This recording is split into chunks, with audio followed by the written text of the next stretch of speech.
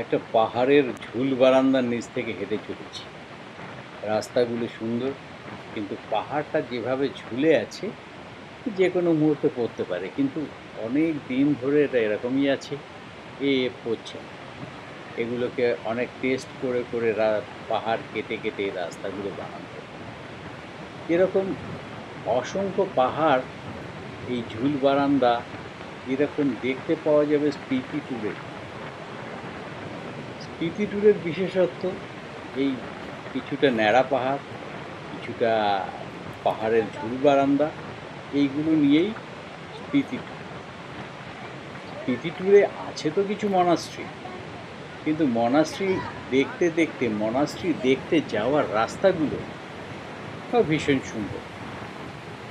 এই পাহাড়ের কোল ঘেঁষে যে রাস্তাগুলো বানিয়েছে বর্ডার রোড অর্গানাইজেশন, রাস্তাগুলোও সুন্দর।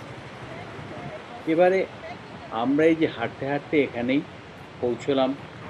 এটা হচ্ছে খাব ব্রিজ, আর খাব ব্রিজটা সতলুজ আর স্পিতি নদীর সঙ্গম। এবার এখানে কিছুটা সময় বিরতিতে আমরা এখান থেকে কিছুটা ছবি টবি তুলতে পারছি। আর এই যে বাদিক থেকে যে নদীটা আসছে, এটা তিব্বত থেকে আসা সতলুজ নদী।